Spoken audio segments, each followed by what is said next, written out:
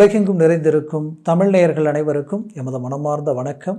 நான் உங்கள் ஜோதிடர் அந்தியூர் சுதாகர், பாரம்பரிய முறை ஜோதிட ஆராய்ச்சியாளர்.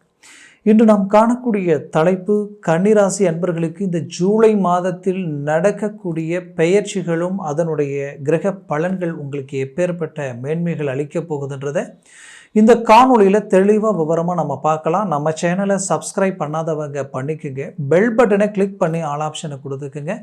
அப்போ தான் அடுத்தடுத்து காணொலிகள் உங்களை உடனடியாக வந்து அடையும். கன்னிராசி அன்பர்கள், புதன் பகவானின் ஆதிக்கத்தில் பிறந்தவங்க நீங்கள். அப்போது உங்களுடைய வாழ்க்கையில் பல்வேறு விதமான சிரமங்களை நீங்கள் கடந்து வந்திருந்த பட்சத்தில் இப்போது உங்களுக்கு சூரிய பகவான் ஒரு புறம் பாக்கியத்தில் இருந்து அவர் 17ஆம் தேதி பயிற்சியாகி 10ஆம் வீட்டிற்கு வரார். இதில் சுக்கிர பகவான் உங்களுக்கு அதே வீட்டில் ஆட்சி பெறுகிறார். 9 பாக்கியத்தில் அவர் ஆட்சி பெறுவது மிகச்சிறந்த அமைவு. 10இல் குரு நிற்கிறாங்களே, பதவி பறிபோயிடுமோ அப்படின்ற குழப்பமெல்லாம் சிலருக்கு இருக்கும். தயவுசெய்து அந்த எண்ணங்கள் உங்களுக்கு வேண்டாம். பயபக்தியோடு செயல்படுங்க. பதவி பறி போகுன்றது இருக்கிறது போய் இன்னும் அடுத்த கடத்துக்கு போயிடுவீங்க. அப்போது இதை விட பெட்டர் தென்னாக ஒன்று கிடைக்கும் உங்களுக்கு அப்படின்றது தான் இங்கே. அப்போது உங்களுடைய வேலையும் உங்களுடைய செயலையும் ரொம்ப பர்ஃபெக்டாக மேனேஜ்மெண்ட் பண்ணி பாருங்கள். ஏன்னா இதில் ஒரு விஷயம் என்னென்னா, குரு பகவான் வீட்டையே பார்க்குறார், அவரது வீட்டையே பார்க்குறார். ஆனால் இதில் 17ஆம் தேதி வரைக்கும் உங்களுக்கு பாசிட்டிவ். 17ஆம் தேதி வரைக்கும் நீங்கள் செய்ய வேண்டிய வேலை என்னென்னா, உங்களுடைய தகப்பனாருடைய ஆரோக்கிய விஷயத்தில் கேர்ஃபுல்லாக இருந்துக்குங்க. 17ஆம் தேதி வரைக்கும் வேலையில் பெரும் பயப்பட வேண்டிய அவசியங்கள் ஒன்றும் இல்லை. ஏன்னா குரு அந்த இடத்துல பாசிட்டிவ், அது உங்களுக்கு ஹைலைட்டு. உங்களுடைய ராசியினுடைய அதிபதி அந்த இடத்துல இருந்து தான் அடுத்தது லாபஸ்தானத்துக்கு வரப்போகிறார். அப்போது நீங்கள் உங்களுடைய திறமையை கொண்டு ஃபேஸ் பண்ணிக்குவீங்க. பட் 17ஆம் தேதியிலிருந்து சரியாக அந்த 30ஆம் தேதி வரைக்கும் பார்த்தீங்கன்னா, சூரிய பகவான் இருக்கிற இடம் உங்களுடைய 10ஆம் பாவத்தில் இருப்பார். அவர் யார்? உங்களுக்கு விரையாதிபதி அந்த இடத்துல நிற்கும் பொழுது அந்த நேரத்தில் தொழிலில் இருக்கிறவங்களும் சரி, வேலையில் இருக்கிறவங்களும் சரி, தொழிலில் இருக்கிறவங்க விரயங்களை சந்திக்கக்கூடிய நிலைகள் உருவாக வாய்ப்புகள் இருக்குது. பட் குரு பார்வை இங்கே கோடி நன்மைகள் அளிக்குன்றது ஒரு புறம் உண்மை. அதே நேரத்தில் அந்த விரயங்கள் சிலருக்கு எப்படி இருக்குன்னா, இன்னும் அடுத்த கட்டத்துக்கு போகிறதுக்கு இப்போ தொழிலில் இருக்கிறவங்க இன்னும் ஒரு இடத்துல எனக்கு ஒரு தொழிலை நான் செஞ்சிட்ருக்கிறேன்னா அதை இன்னும் 2 கிளைகளாக மாற்றி இன்னும் பெரிய லெவலில் கொண்டு போகலான்னு நினைப்பீங்க. அப்படி சில இடங்களில் அமைக்கக்கூடிய வாய்ப்புகள் கிடைக்கும். அந்த விரயங்கள் கிடைக்கிறது தப்பில்லை, நல்ல விஷயம். பட் அதே நேரத்தில் இருக்கிற தொழில் ரீதியில் ஏதாவது ஒரு விதத்தில் சடன் அந்த விரயங்களை சந்திச்சிட வேண்டாம்.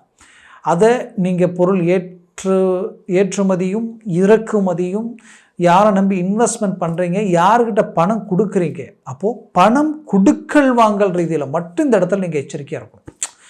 அடுத்தவங்களை நம்பி கொடுக்கும் பொழுதும் சரி, வாங்கும் பொழுது பிரச்சனை இல்லை, அதை நீங்கள் மேனேஜ்மெண்ட் பண்ணிக்கணும். கொடுக்குறதுல ரொம்ப கேர்ஃபுல்லாக இருக்கணும், அவ்வளோதான். இந்த இடத்துல இதை மட்டும் பார்த்துக்குங்க. மற்றபடி உங்களுக்கு 4ஆம் இடம் பலம் பெறுது. அப்போ 4ஆம் இடம் பலம் பெறும் பொழுது 100% இந்த இடத்துல என்ன உங்களுக்கு கிரியேட் ஆகும்னா, ஒரு வீடு வாங்கவோ இல்லை பூமி வாங்கவோ முயற்சி எடுப்பீங்க.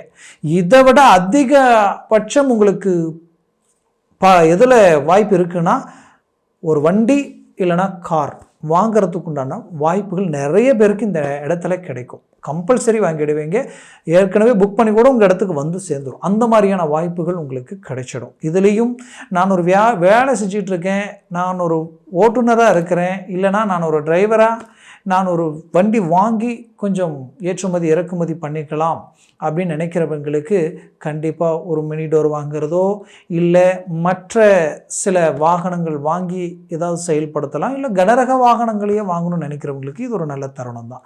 இந்த நேரத்தில் சடனாக அந்த கமிட்மெண்ட்டுகள் நடக்கும். அப்போது 4ஆம் இடத்துல இந்த 2 கிரக பார்வை விடுவதனால் இந்த இடத்திற்குரிய விஷயங்களுக்கு செலவு பண்ண போகிறீங்க. அப்போது வண்டி வாங்கவோ, அதே நேரத்தில் வாகனங்கள் மட்டுமல்லாமல் பூமி வாங்கவோ இல்லை வீடு சார்ந்த அமைவுகள் அமைக்கவோ கம்பல்சரி இந்த வாய்ப்புகள் அமையும்.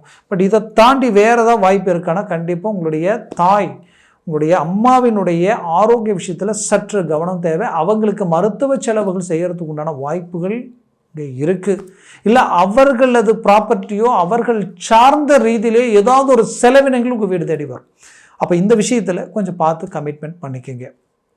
ஆனால் இங்கே ஒரு நல்ல விஷயமும் இருக்குது. இந்த 4ஆம் பாவாதிபதி தான் 10ஆம் பாவத்தில் இருக்கார், 7ஆம் பாவாதிபதி தான் 10ஆம் பாவத்தில் இருக்கார். அப்போது மாதக்கோளாகப்பட்ட சூரியனும் அந்த இடத்துல தான் இருக்கார், பாக்யாதிபதி சுக்கிரனும் உங்களுக்கு 10ஆம் வீட்டில் தான் இருக்கிறார். அப்போது இது ஒரு சில நெகட்டிவ்கள் இருந்தாலும் இங்கே நிறைய பாசிட்டிவ் இருக்குது. அப்போ 7ஆம் அதிபதி யார்? உங்களுடைய பார்ட்னர்ஷிப்பால் ஒரு நல்ல ஒரு growth உங்களுக்கு கிடைக்கும். அதே போல் பார்ட்னர் சார்ந்து மட்டும் அல்லாமல் உங்களுடைய வேலையாட்கள், உங்களுடைய கிளைண்ட் ப்ளஸ் உங்களுடைய வேலை ஆட்கள் இவங்க எல்லாமே உங்களுக்கு பெரிய லெவலில் சப்போர்ட் பண்ணக்கூடிய வாய்ப்புகள் பிறக்கும். மனைவி வழியில் கணவனுக்கு மனைவி, மனைவிக்கு கணவன் வழியில் ஒரு நல்ல ஒரு மேன்மைகள் கிடைக்க போகுது. நல்ல ஒரு பொருளாதார வாய்ப்புகள் கிடைக்கும். சிலருக்கு நான் ஏதோ வேலை செஞ்சிட்ருக்கேன், வேலை கட்டுப்படியாகல, தொழில் செய்யல நினைக்கிறவங்க அவங்க சார்ந்து ஏதோ ஒரு வாய்ப்புகள் உங்கள் வீட்டை கதவை தட்டி அதை நீங்கள் செயல்படுத்தி பெரிய லெவலில் சக்ஸஸ் அடைகிறதுக்குண்டான வாய்ப்புகளும் வழிகளும் பிறக்கும். அப்போது அந்த இடம் உங்களுக்கு நல்ல ஹைலைட்டாக இருக்கும். அப்போ 4ஆம் இடத்திற்கு அதிபதி அம்மா தாய் சார்ந்தோ இல்லை தாய் வழி சார்ந்த ரீதியிலையும் சில நல்ல விஷயங்கள் கிடைக்கும்.